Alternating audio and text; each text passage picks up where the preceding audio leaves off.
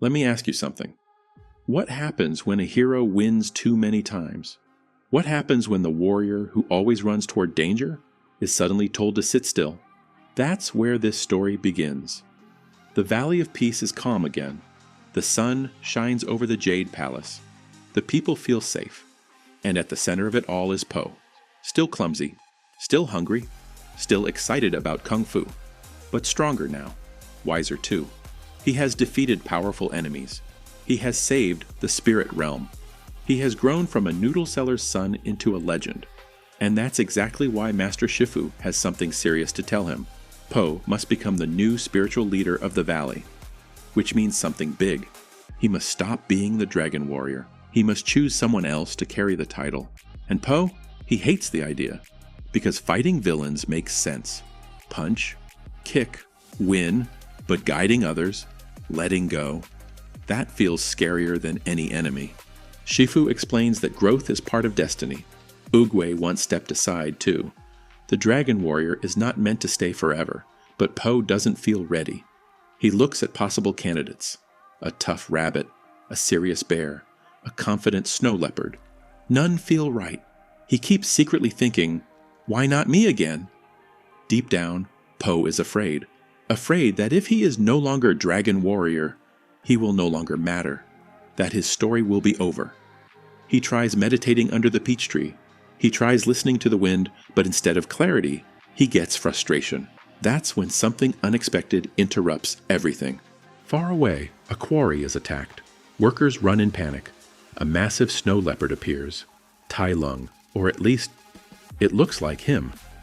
The quarry is destroyed, but strangely the workers are spared, and the message spreads quickly. Tai Lung has returned from the spirit realm. When Po hears this, his heart sinks. Tai Lung was one of his greatest enemies. How could he be back? Po rushes to investigate. At the scene, he studies the footprints. They look real at first, but then they shrink, they twist, they vanish, like someone is changing shape. Po realizes this is no simple return. Someone is pretending, and that someone is powerful. Back at the Jade Palace, Po catches a small fox stealing ancient weapons. She's fast, too fast. She flips, dodges, and uses clever tricks to escape his moves. Her name is Zhen. She fights differently than trained warriors, not elegant, not traditional, but effective. Po finally captures her, and that's when she drops the truth. The snow leopard was not Tai Lung, it was the Chameleon, a sorceress who can shapeshift into anyone. She can copy Kung Fu styles simply by touching someone. She rules Juniper City. And she has bigger plans. Po feels excitement, an adventure, a real threat.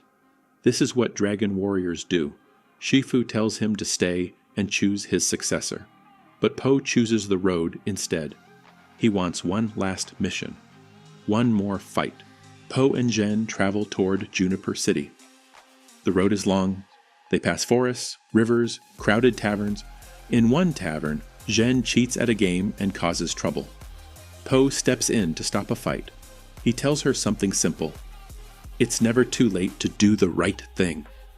On the boat ride across the river, Zhen opens up. She never knew her parents. She survived by stealing. The city raised her. Crime families gave her shelter. She didn't choose darkness. She adapted to survive. Po listens quietly. For the first time, he sees not a thief, but someone who never had a teacher, and maybe someone who needs one. Juniper City is dark and tense. Guards patrol the streets. Crime bosses pay heavy taxes to the Chameleon. She controls everything. Po and Zhen sneak through the city. They reach the den of thieves. Zhen's old mentor helps them. Po even begins teaching Zhen small lessons in Kung Fu. He tells her something important. Every peach pit holds the promise of a mighty tree. He sees potential in her. But danger is closer than they think. They reach the Chameleon's lair, and everything goes wrong. Po is captured, trapped inside a cage, and then Zhen reveals she was working for the Chameleon all along.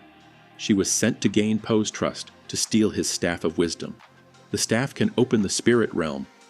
Po is shocked, but instead of anger, he shows sadness. He willingly hands her the staff, because he believes trust matters. The Chameleon explains her story. She was rejected from Kung Fu schools, too small. too insignificant. So she turned to sorcery, and now she plans to steal the skills of every fallen warrior from the spirit realm. Under the blood moon, she opens the gate. Legendary masters appear. She drains their powers. Her strength becomes terrifying. Po escapes. The city erupts into chaos. The chameleon shapeshifts constantly. Tai Lung, past enemies, even Po himself. The fight is wild and unpredictable, but Po understands something now. Being Dragon Warrior was never about strength. It was about heart. Zhen returns. She feels guilt. She chooses to fight beside him. Po gives her the staff again, not because he has to, but because he trusts her. Together, they face the chameleon, and this time, balance returns. The stolen powers are freed. Peace slowly settles. Back in the Valley of Peace, Po finally understands. Change is not losing who you are, it is becoming more. And when he chooses the next Dragon Warrior, he chooses Zhen, the thief who almost stayed lost. Because heroes are not born perfect, they grow. Po steps into his new role, not as a fighter, but as a guide. And the legend continues. So in the end, the story isn't just about fighting a new villain. It's about letting go. It's about trusting others. It's about understanding that growth can feel scary, but it's necessary. Po learns that being a hero isn't about holding on to power. It's about knowing when to pass it on. And maybe that's something we all struggle with. Now I want to ask you something. If you were Po, would you be able to give up being the Dragon Warrior? Let me know in the comments. If you enjoyed this recap, don't forget to like the video and subscribe for more movie stories told in a simple and exciting way. And until the next adventure, skadoosh.